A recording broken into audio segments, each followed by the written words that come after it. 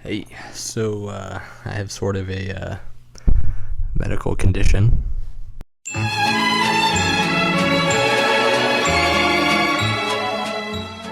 Alright, so to start out, how I found out about this. So it all started with my hearing on the left side. My hearing was sounding dampened, almost like when the adults talk on like the Peanuts. Yes, ma'am? So I would have just ignored this. I thought it was no big deal. I thought it was just some like earwax stuck in my ear or something. So the last straw, though, was I was at the movies with my girlfriend. She was sitting on my left side trying to talk to me, and I just had no idea what she was saying. So finally, she made me go in to get it checked, really.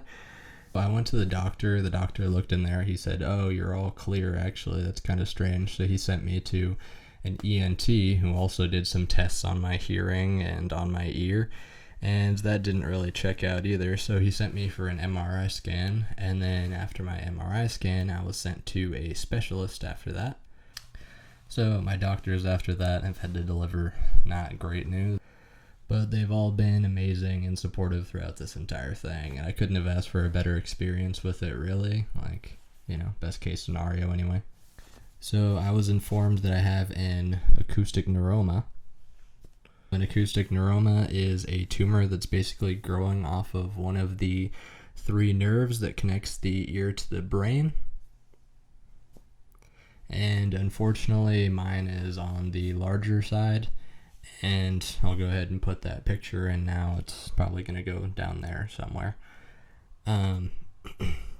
So the tumor has actually grown out and is pushing into my brain and pushing my brain over. So the only option is for a team of surgeons to remove it because it's pushed up against my brain too close for any kind of radiation or things like that.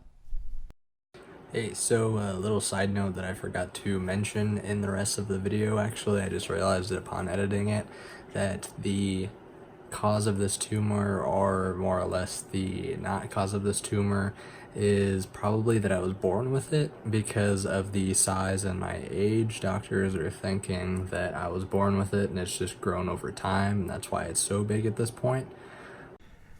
So they'll have to go in through the back of my ear, back of my head, back of my ear sort of area around here.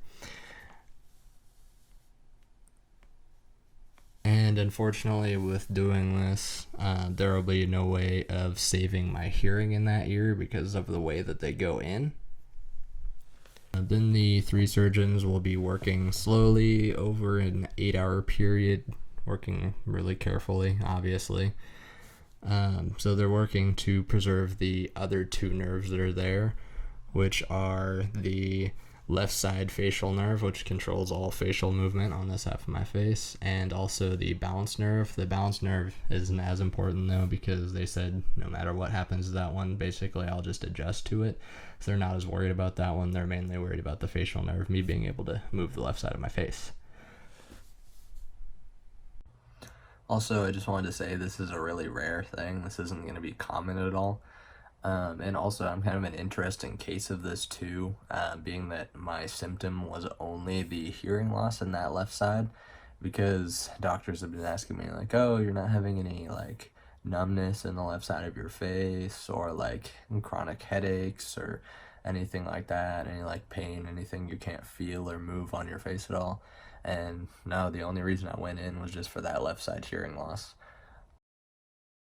And then after they're all done removing the tumor and making sure everything's all right, then they take some of my stomach fat, which I would be happy if they took as much as possible, and they just use it to plug up that area back there that they use to try and keep the spinal fluid from leaking at all possible, really. And then I'm just monitored in the ICU for a couple days to make sure none of that's leaking or there's no problems with that, so there's no infections. And during that period, my brain's going to be shifting back into place from being pushed over by that tumor. So there will be some like little things I'll have to get used to and recover from in that period, but it should all be all right. There should be just some temporary side effects really when that's going on. So the doctors all also were very reassuring about the facial nerve aspect. Also, they said we're going to try our hardest to preserve that all that we can.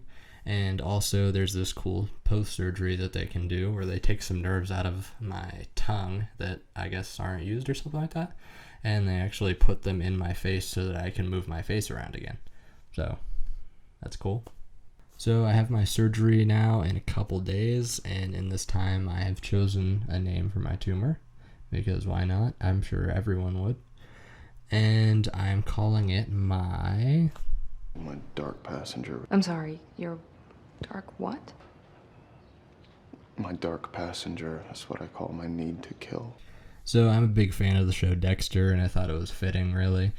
If you haven't seen the show and you don't get the reference, sorry, you should definitely watch the show, though. In conclusion, I definitely have to thank my 3 surgeons a lot, actually, because with doing this procedure, this really sensitive, difficult procedure, they will literally be saving my life, because I was told that with this tumor I might not have made it 6 months with it because of the way it is pressing against my brainstem, and they said probably not a year, honestly. And hey, also, does anyone want to buy a left AirPod? Because I've heard you can make like $60 off of just one of these, and I'm not going to need it, so, if any of you need one, loses one, just let me know.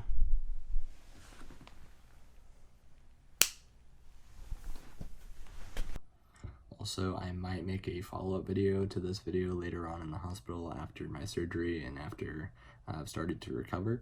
So just depending on how many people watch this video, I might make another.